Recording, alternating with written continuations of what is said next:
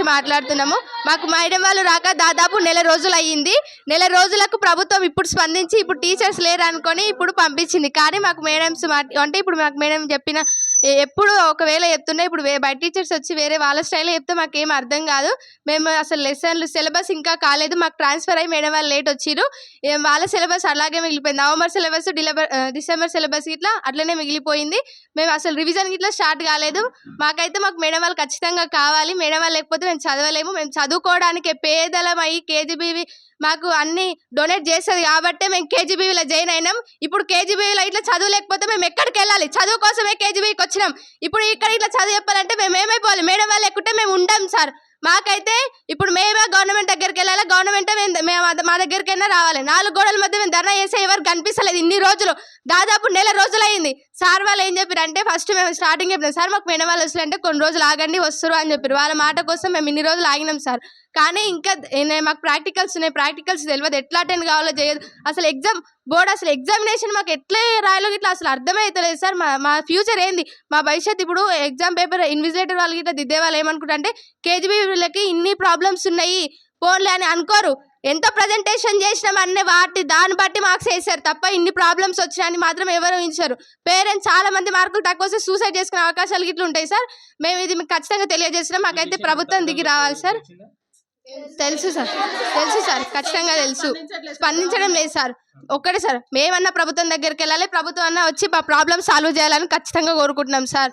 మేము KGBV rural నుంచి మాట్లాడుతున్నాం. ఇక్కడంతా మేము సమావేశం కావడానికి కారణం మా టీచర్ వాళ్ళు అక్కడ వెళ్ళి అక్కడ ధర్నా చేస్తుంటే మేము ఇక్కడ మా చదువుని మేము లాస్ చేసుకుంటున్నాం కాబట్టి మేమందరం కలిసి ధర్నా చేద్దామని చెప్పేసి 12 రోజుల నుంచి దాదాపు మేము 4 గోడ మధ్యలో కూడా మేము ఇంత ధర్నా చేస్తుంటే బయట వాళ్ళు ఎవరు స్పందించలేరని చెప్పేసి మేము ఇప్పుడు మీడియాని పిలిచి మాట్లాడాల్సి వస్తుంది.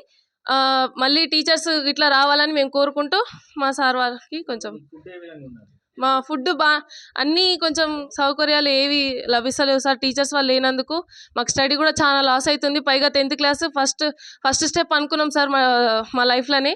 మళ్ళీ బోర్డ్ ఎగ్జామ్స్ ఎట్లా రాయాలో కూడా తెలియదు. ముందుకే పబ్లిక్ ఎగ్జామ్స్ అవి.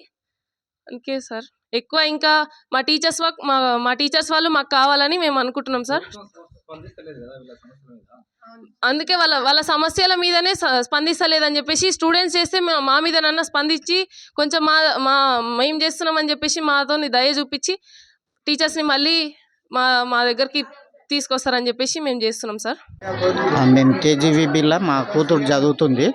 మేము గత శనివారము పేరెంట్స్ మీటింగ్ ఉంటుంది. ఆ రోజు వస్తేనంటే టీచర్స్ లేరు ఇక్కడ.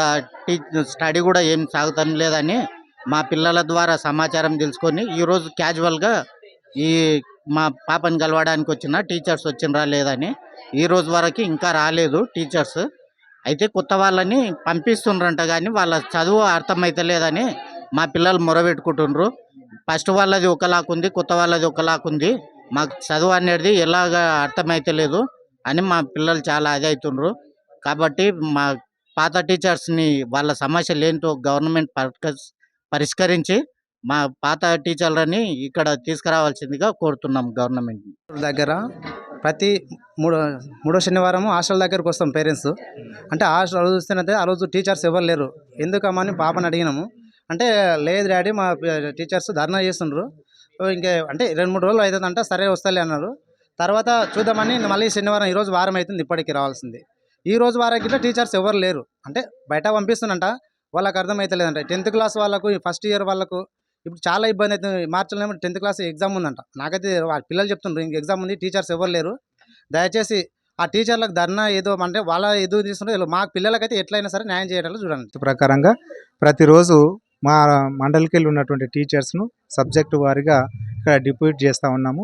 కాకపోతే ఇక్కడ ఏంటంటే వీళ్ళు దాదాపు 19 days అవుతుంది ఈ రోజుతోటి వీళ్ళు ధర్నా చేయబట్టి. వాళ్ళు రెగ్యులరైజ్ చేయాలని, అదే రకంగా వాళ్ళకి శాలరీస్ ఎన్హాన్స్ చేయాలనేటువంటి ఉద్దేశంతో వాళ్ళు ప్రభుత్వానికి నోటీస్ ఇచ్చి, డిఓ గారికి నోటీస్ ఇచ్చి వాళ్ళ సమ్మెలో పాల్గొనడం జరిగింది.